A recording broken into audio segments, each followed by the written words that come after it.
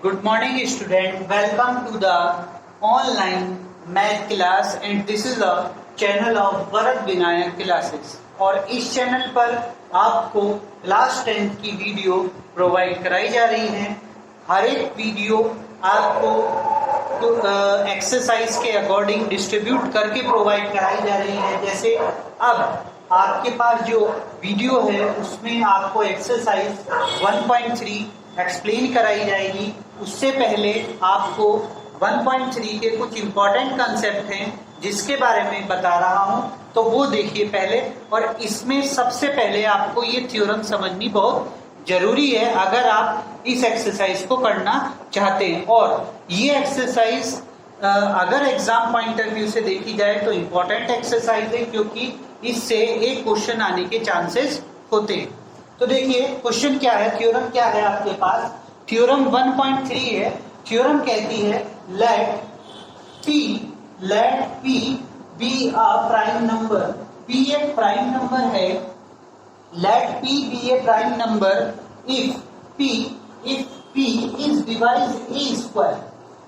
P अगर एक prime number है और P जो है वो ए स्क्वायर को डिवाइड कर रहा है, यानी कि डिवाइड करके दे रहा है, तो देन हम कह सकते हैं कि P is divide a square, कि P ए स्क्वायर को भी डिवाइड करेगा। अगर P ए स्क्वायर को डिवाइड कर रहा है तो P ए को भी डिवाइड करेगा। जहां पर ए जो है ए एक पॉजिटिव नंबर होगा, जहां पर ए एक पॉजिटिव नंबर होगा। तो फिर से थ्योरम को देखिए, थ्योरम क्या कहती है बेटा। थ्योरम कहती है कि P एक प्राइम नंबर है। P सबसे पहले एक प्राइम नंबर होना चाहिए, और अगर P ए स्क्वायर को डिवाइड करता है, P अगर ए स्क्वायर को डिवाइड करता है तो P जो है वो ए को भी डिवाइड करेगा। इसका सबसे बेटर एग्जाम्पल ये है बेटा कि अगर एक एग्जाम्पल मैं लेता हूं, अगर मैं आपको कहूं कि 3 जो है वो 9 को डिवाइड करता है, 3 9 को डिवाइड कर देगा। यस, ये 3 जो है 9 को डिवाइड कर देगा। 9 से 3 को डिवाइड दोगे तो आपके पास ये आ जाएगा। तो P आपके पास ये वैल्यू होगी, P की वैल्यू 3 होगी, और ए स्क्वायर की वैल्यू होगी 9, यानी कि ये आपके पास ए स्क्वायर हो गया। तो अगर P अगर मैंने 3 लिया है और ए स्क्वायर मैंने 9 लिया है, तो जब मैं 9 को 3 से डिवाइड दूंगा तो 3 आ जाएगा। यस, डिवाइड हो जाएगा। तो क्या इसका स्क्वायर 3 होगा ना, इसका स्क्वायर 3 होगा। तो जब इसका ये 3 का स्क्वायर 9 है, तो यानी कि ए की वैल्यू आपके पास क्या हो जाएगी, 3 हो जाएगी, क्योंकि ए स्क्वायर हमने क्या लिया था, ए स्क्वायर हमने लिया था 9, तो ए की वैल्यू आपके पास क्या आ गई, 3 हो गई। तो 3 भी तो 3 को डिवाइड कर देगा नहीं कर देगा। तो सेम सिचुएशन इसके लिए एग्जाम्पल एक ये है, एक और दे रहा हूं आपको। एग्जाम्पल से समझ में आ जाएगा कि मैं क्या बोल रहा हूं और क्या इसके अंदर थ्योरम के अंदर बताया जा रहा है। देखिए अनदर एग्जाम्पल, मैं अगर आपको कहता हूं कि P की वैल्यू आपके पास 5 है, क्लियर, P की वैल्यू आपके पास 5 है और A की वैल्यू आपके पास 10 है। P की वैल्यू 5 है और A की वैल्यू 10 है, तो A स्क्वायर की वैल्यू आपके पास क्या हो जाएगी, 100 हो जाएगी। क्लियर। अब अगर मैं A square divide by P, तो A स्क्वायर को अगर P से डिवाइड देता हूँ, A स्क्वायर को अगर P से डिवाइड देता हूँ, तो दैट्स मीन मेरे को क्या लिखना पड़ेगा, 100 डिवाइड बाई 5, तो दैट्स मीन मेरे पास 20 आ जाएगा। यानी कि P ने इसको डिवाइड दे दिया है। जब मैं A square divide by P करता हूँ, यानी कि 100 डिवाइड बाई 5 करता हूँ, तो मेरे पास 20 आता है, यानी कि P ने 100 को प्रॉपर्ली डिवाइड दे दिया। तो A की वैल्यू मेरे पास क्या थी, 8 डिवाइड बाई P, और करके देखते हैं कि क्या ये भी हो जाएगा। देखिए A की वैल्यू मेरे पास 10 थी, डिवाइड बाई P की वैल्यू मेरे पास 5 थी, तो मेरे पास वैल्यू क्या थी, 2। यस, के A की भी वैल्यू को फिर उसने डिवाइड दे देगा। अगर A स्क्वायर की वैल्यू P से डिवाइड हो रही है तो A की भी वैल्यू P से डिवाइड होगी। ये थ्योरम बोलती है। तो अब आपको ये थ्योरम तो समझ में आ गई होगी। तो देखिए क्वेश्चन स्टार्ट करते हैं, जिसमें आपके पास एक्सरसाइज जो 1.3 है उसके अंदर आपका जो फर्स्ट क्वेश्चन है, prove that under root 5 is a irrational number. आपको प्रूव करना है कि अंडर रूट 5 एक इरेशनल नंबर है। तो see here I will tell you the question number first. Question क्या बोलता है, prove that under root 5 is a irrational number. Under root 5 एक इरेशनल नंबर है, ये आपको प्रूफ करके दिखाना है। तो देखिए, इसे प्रूफ करने के लिए आप इसका अपोजिट सपोज करिए। इसे प्रूफ करने के लिए आप इसका अपोजिट सपोज करिए। हमने सपोज किया कि under root 5 is a rational number. उसने हमें प्रूफ क्या करके दिखाना है, एक रेशनल नंबर प्रूफ करके दिखाना है। तो इसका अपोजिट क्या होगा, रेशनल नंबर। तो यानी कि आपको क्या सपोज करना है कि रूट 5 एक रेशनल नंबर है। अगर रूट 5 एक रेशनल नंबर हुआ तो हमारी बात जो हमने सपोज करी है वो सही होगी। तो हम कह सकते हैं कि ये प्रूफ नहीं हो सकता। और जो हमने सपोज करी है अगर वही गलत हुई तो कह सकते हैं कि ये जो बोल रहा है वो सही है। क्लियर? तो बात समझ गए ना। हम क्या करेंगे कि इसको रेशनल प्रूफ करके चलेंगे, रेशनल प्रूफ करेंगे। अब अगर ये रेशनल होता है तो जो ये क्वेश्चन कह रहा है वो क्वेश्चन गलत है। और अगर ये रेशनल प्रूफ नहीं होता तो जो वो क्वेश्चन कह रहा है वो सही है। तो ये चीज आपको करनी है यहाँ पर। तो बेटा रेशनल की सबसे पहले रेशनल नंबर की डेफिनेशन बताइए। आपके पास रेशनल नंबर की डेफिनेशन क्या होती है? Definition of a rational number होता है कि P अपॉन Q की फॉर्म में हमारे पास फॉर्म होनी चाहिए, कि P अपॉन Q की फॉर्म में होनी चाहिए, where Q is not equal to 0, जहां पर Q की वैल्यू 0 के इक्वल नहीं होनी चाहिए। Q की वैल्यू आपके पास 0 के इक्वल नहीं होनी चाहिए। ये चीज हमारे पास होती है रेशनल नंबर की डेफिनेशन। तो इस डेफिनेशन का यूज करके हम यहाँ पर वैल्यू को स्टार्ट करेंगे। देखिए कैसे करेंगे। अंडर रूट 5 है तो अंडर रूट 5 को हम यही लिखेंगे, under root 5 is equal to P upon Q। Clear? P upon Q में राइट कर दिया है। अब P अपॉन Q को भी बताएंगे कि P अपॉन Q कैसे हैं। तो we have to tell this things के where P and Q have a common factor, have a common factor. Okay. P upon Q में P और Q have a common factor other than 1. other than 1 कम एक से ज्यादा इसके common factor है, मतलब एक को छोड़ करके अदर देन 1 जो है P और Q के फैक्टर है। और we can divide by the common factor. After divide the common we divide the common factor, the common factor. अब जो इनके बीच में पहले P और Q कॉमन फैक्टर रखते थे अदर देन 1, पर हमने डिवाइड दे दिया है, कॉमन फैक्टर को एक दूसरे से काट दिया है। तो P और Q अब कैसे बचे? Now P and Q is a co-prime. अब वो कैसे बन गए हैं? को-प्राइम नंबर बन गए हैं। को-प्राइम नंबर है मीन्स कि इन दोनों के बीच में अब सिर्फ 1 ही कॉमन है।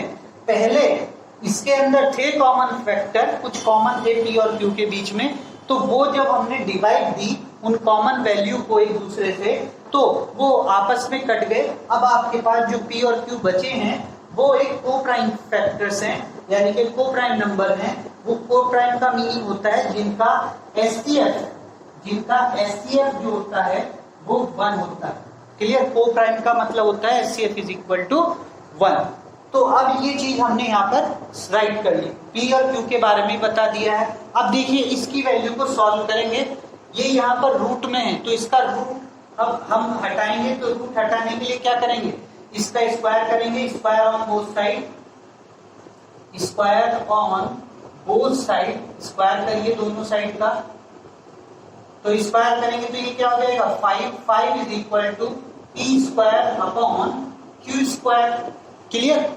इसका स्क्वायर करिए। देखिए रूट का स्क्वायर करोगे तो वो रूट कैंसिल आउट हो जाता है और p का स्क्वायर p स्क्वायर, q का square q square. Okay, now इसको मल्टीप्लाई के लिए इधर लेके जाइए तो ये वैल्यू आपके पास होगी p square is equal to 5 q square, ये इधर चली जाएगा तो p स्क्वायर जो है वो इसका वैल्यू होगी 5 q स्क्वायर के इक्वल हो गया। तो बेटा यहां से अभी अभी जो मैंने आपको एक थ्योरम बताई थी उस थ्योरम का यूज करिए। तो बाय द थ्योरम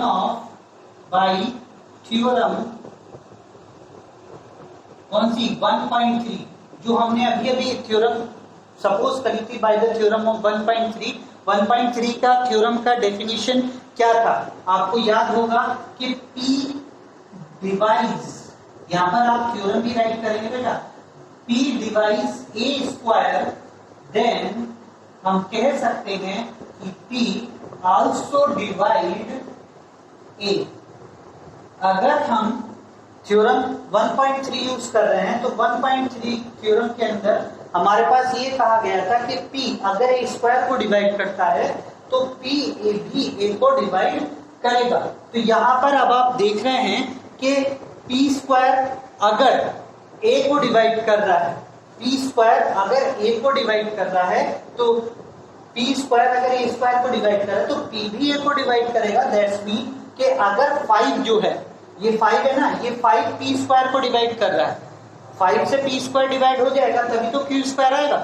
अगर मैं इस 5 को इसके फॉर्म में ले जाऊं तो आप कैसी तो कहोगे कि P स्क्वायर को 5 से डिवाइड देने के बाद वो वैल्यू Q स्क्वायर के इक्वल हो जाएगी। जैसे मैं यहाँ पे लिख के दिखा रहा हूँ, ये आपको लिखना नहीं है, इसको अगर आप सॉल्व करोगे तो ये ऐसे हो जाएगा ना, P square upon 5 is equal to Q square. तो दैट्स मीन Q स्क्वायर की वैल्यू क्या हो जाएगी, P स्क्वायर अपॉन 5 से P स्क्वायर डिवाइड जब देंगे तो उसके बाद Q स्क्वायर की वैल्यू आएगी। तो इसका मतलब ये है कि 5 जो है ये 5 P स्क्वायर को डिवाइड कर सकता है, इसके पास कैपेबिलिटी है कि ये इसे डिवाइड कर सकता है। तो ये लिखेंगे, देखिए नाउ वी से दैट, हम कह सकते हैं क्या कि 5 divide P square, 5 P square को डिवाइड कर रहा है। देन देखिए 5 P स्क्वायर को, तो यहाँ पर 5 समझ लीजिए, यहाँ पर P स्क्वायर आ गया, देन P, देन 5 P की जगह हमारे पास है 5, तो 5 डिवाइड किसको, P को डिवाइड करेगा फिर 5। जब वो 5 जो है P स्क्वायर को डिवाइड कर सकता है, 5 जो है P स्क्वायर को डिवाइड कर सकता है तो 5 P को भी डिवाइड कर सकता है। तो इसका मतलब P का एक फैक्टर 5 भी है तभी तो डिवाइड होगा।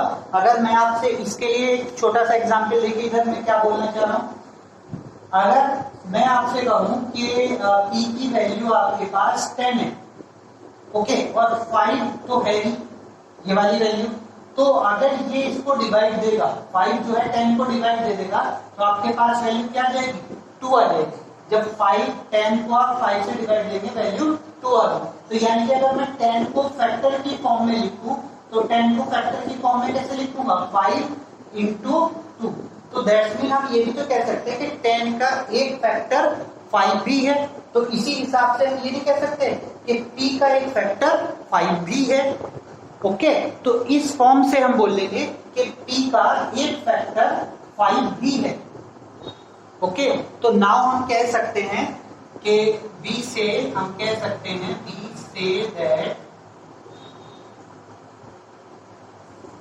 से दैट क्या, कि 5 is the factor of P। Okay, 5 जो है वो P का भी एक फैक्टर है। तो इसे आप इक्वेशन नंबर 1 सपोज कर लीजिए। अब इसके बाद सेकंड के लिए चलते हैं। यहां से ये इक्वेशन 1 होगी। अभी जो क्वेश्चन मैंने यहाँ पर आपको बताया था, एक एग्जांपल दिया था कि 10 is equal to 5 into 2, clear. तो P 10 की जगह हमारे पास क्या है बेटा, P है, 5 तो हमारे पास है।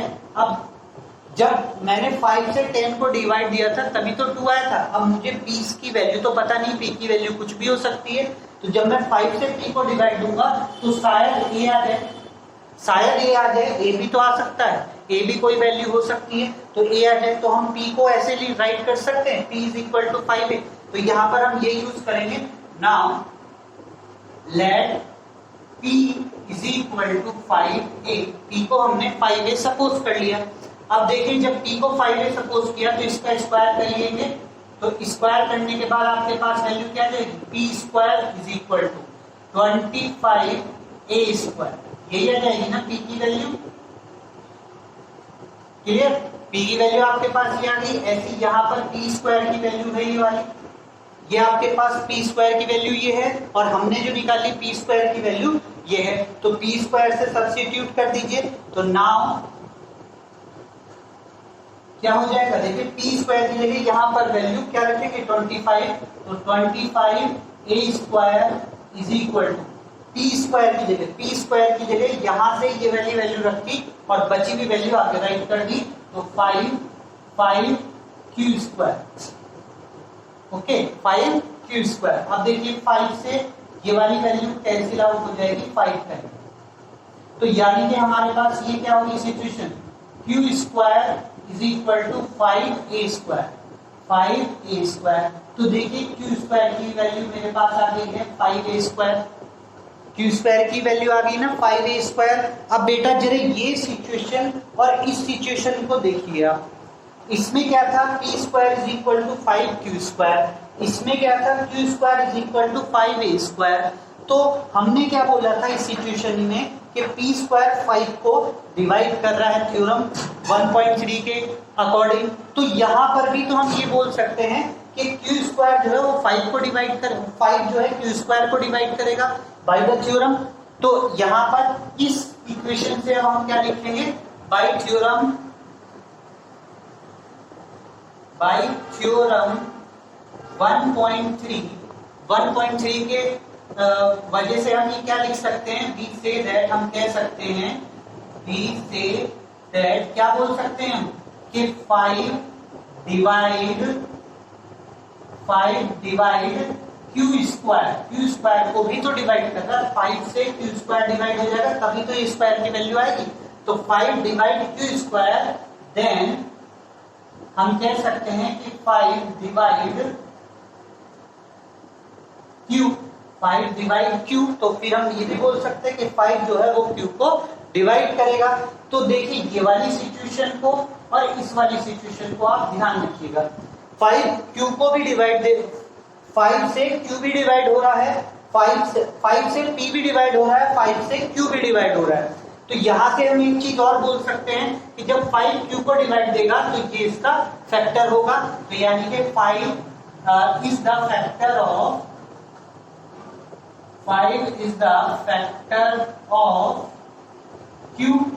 5 जो है वो q का फैक्टर होगा, तो ये इक्वेशन नंबर हमारे पास हो गई 2। अब देखिए इसी दो इक्वेशन का use, now you have to tell this things कि p is the factor of q, p 5 जो है वो p का भी फैक्टर है, and 5 is the factor of q, 5 is the factor of p, 5 is the factor of q।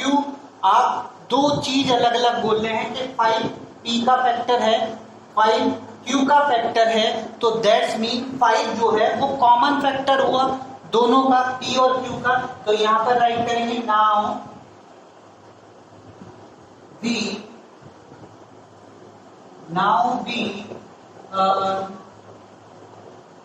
understood, we know that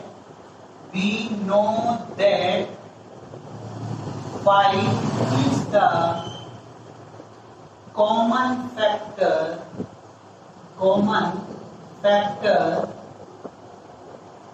of p and q, okay. तो अब हम क्या कह सकते हैं कि 5 is the common factor of p and q, 5 p और q का कॉमन फैक्टर है। अभी आप ऊपर क्या सपोज करके आए थे बेटा ऊपर आपने सपोज किया था कि 5 and P and Q is a को प्राइम फैक्टर।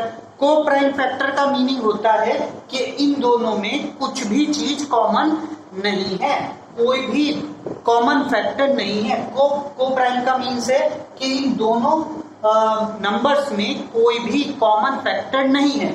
और यहां आप कह रहे हैं कि 5 is a common factor of P and Q।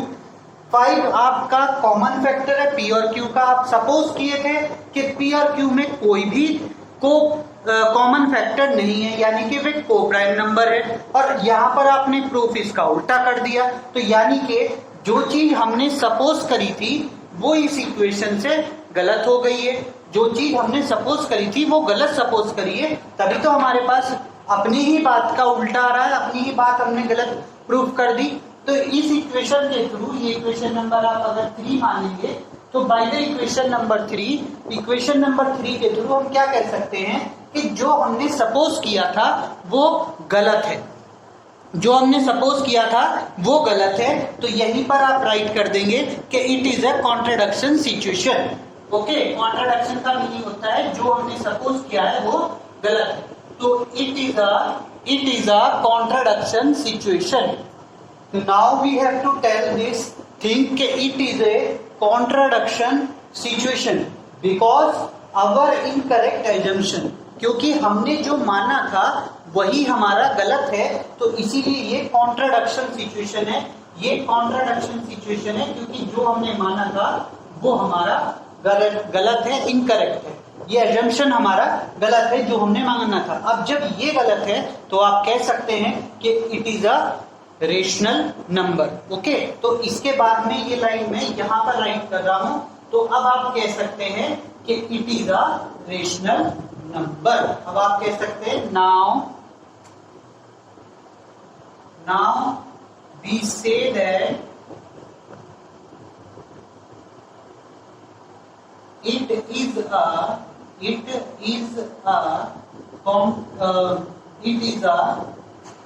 irrational number। Okay, तब हम कह सकते हैं क्योंकि जो हमने एजम्पशन किया था वो तो बेटा हमारा जो हमने एजम्पशन किया था वो तो गलत है, तो इसीलिए हम कह सकते हैं कि ये जो रूट 5 है it is a irrational number, वो एक इरेशनल नंबर होगा। तो बेटा इस फॉर्म से आप अपने क्वेश्चन को सॉल्व कर सकते हैं। तो आज मैंने आपको पहले इसका थ्योरम एक्सप्लेन किया और फिर आपको ये क्वेश्चन एक्सप्लेन करके दिखाया है। तो अगर आपको मेरा ये क्वेश्चन और मेरी ये वीडियो आपको पसंद आई है तो आप मेरे चैनल को सब्सक्राइब करिए और अपने कलीग्स से, अपने फ्रेंड से इस वीडियो को शेयर करिए ताकि वो भी इस वीडियो को देख सके और अपनी डाउट को क्लियर कर सके। Thank you for watching this video.